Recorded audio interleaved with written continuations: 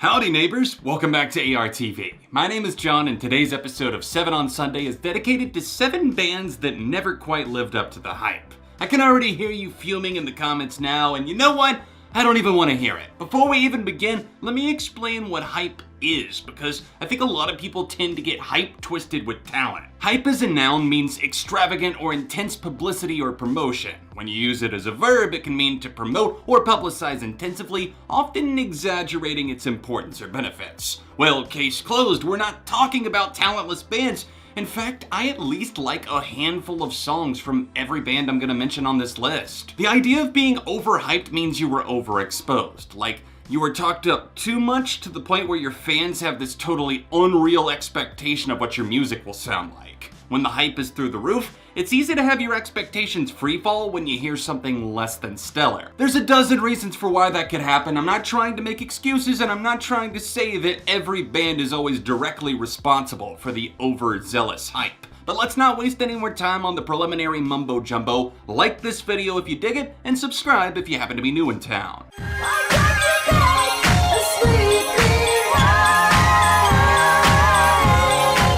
If you were a music journalist in late 2008, you would have lost your fucking job if you weren't writing up a blog post about the glories of this new musical project known as Passion Pit and the buzzworthy EP Chunk of Change. With the success of their single Sleepyhead growing, the pressure was on for the band to deliver the goods on their debut album Manners. Michael Angelakos was the driving force behind their creativity, and while the first record was actually pretty great, subsequent albums slowly started to fumble and overthink what made Passion Pit special in the first place. Were there great songs on Gossamer or even Kindred? I think so, but there's only like a small handful that most come back to years later. As the members all slowly faded away, leaving only Michael in the band officially, he tried to get back to the basics on the 2017 free-release album Tremendous Sea of Love. While fans seemed to adore it, it was clear that not even a decade after the hype had reached the stratosphere, the general public simply wasn't as enthralled as they expected to be after so many hailed Passion Pit as a band that could change the face of indie pop forever. All or nothing, it's written in blood. On the way to the wedding, dressed in black.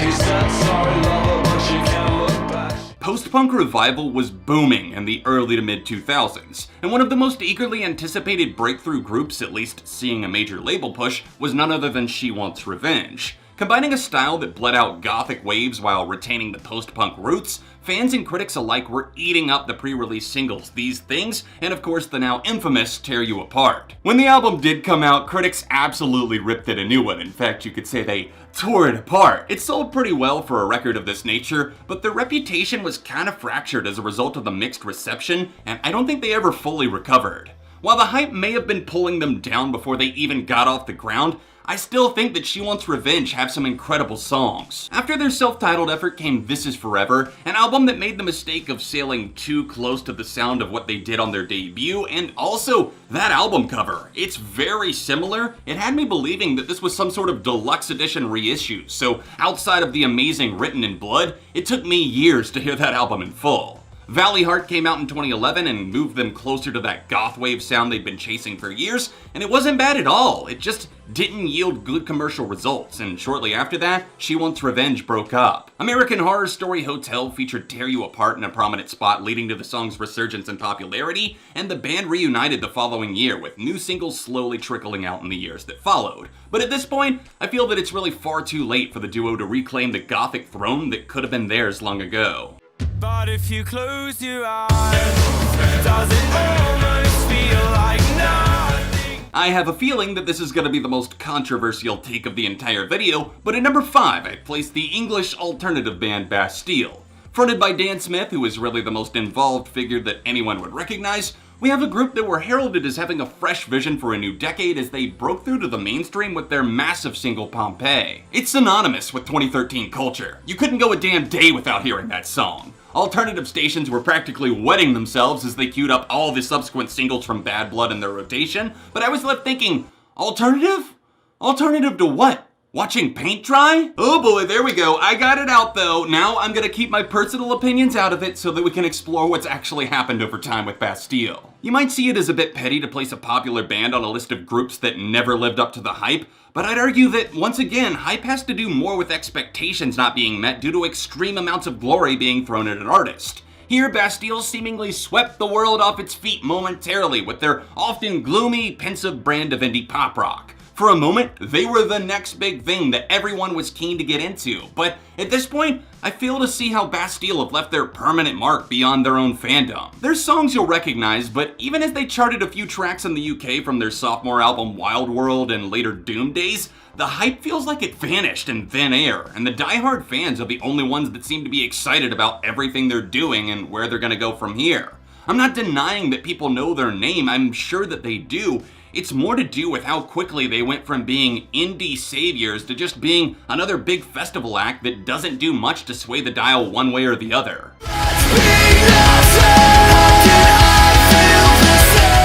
Once hailed as the new Linkin Park for the 2010s, Dangerkids never fully set the gears in motion to become anything other than a quickly washed up metalcore band that experimented with electronic and hip hop sounds. When they bounced on the scene around 2013, publications like Alt Press and Kerrang were quick to prop them up as a band that could and would break through just like Linkin Park had done like a decade prior.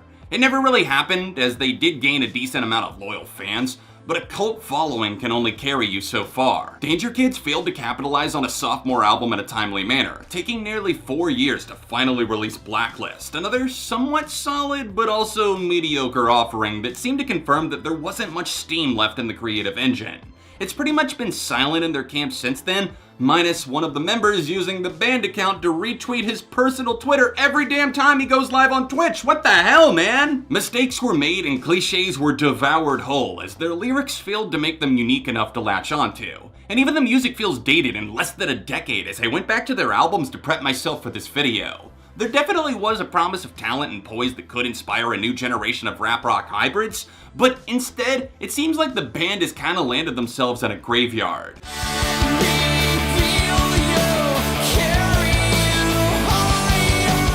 In the wake of Blink-182's breakup in 2005, frontman Tom DeLonge chased his musical passions down a space-themed avenue that actually seemed like a pretty accurate representation for where his thoughts had drifted in the years prior. Hype was inevitable for a new Tom DeLonge project, but when the man himself stated that his new band Angels and Airwaves were preparing the greatest rock and roll revolution for this generation, he pretty much just shot himself in the foot and grounded their space mission before it could even leave the stratosphere.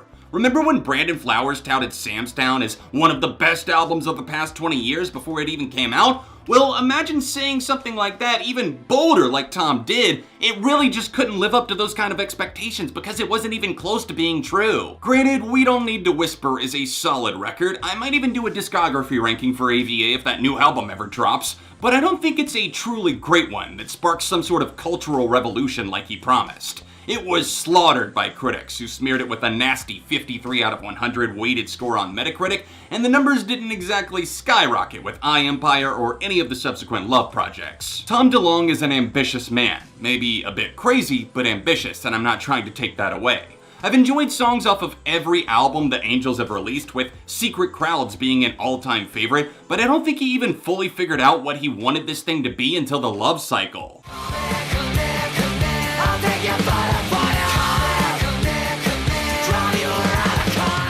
A case of the early 2000s garage rock revival triumphs turned into one of the most egregious cases of music publications pushing a product before we'd even fully had a proper taste. The Vines are that band that I have the displeasure of talking about simply because they're not very good. Like, not at all. Rolling Stone, NME, and the UK music scene at large seemed desperate to push the Australian band in late 2001 into 2002 as they readied their debut album Highly Evolved. Credit where it's due, there's a few dazzling lightning bolts like Get Free that struck the right place at the right time to get the hype machine roaring, but once you fully opened the door, all we saw standing in full view was a one-trick pony. Their particular brand of grungy guitar rock has not only aged poorly, it just didn't even have the momentum to carry them through a successful sophomore album just 2 years later.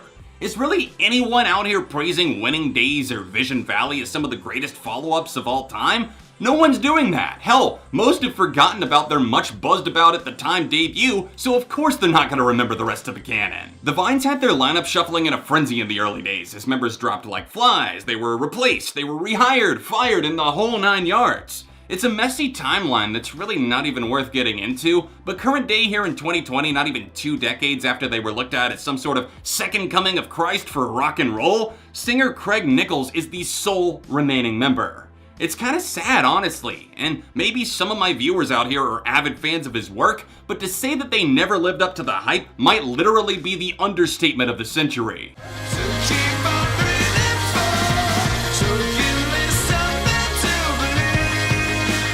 Landing themselves at number 1 atop the unholy mountain of hype, we have the Bravery, once heralded by The Village Voice as New York's official next big thing in 2005.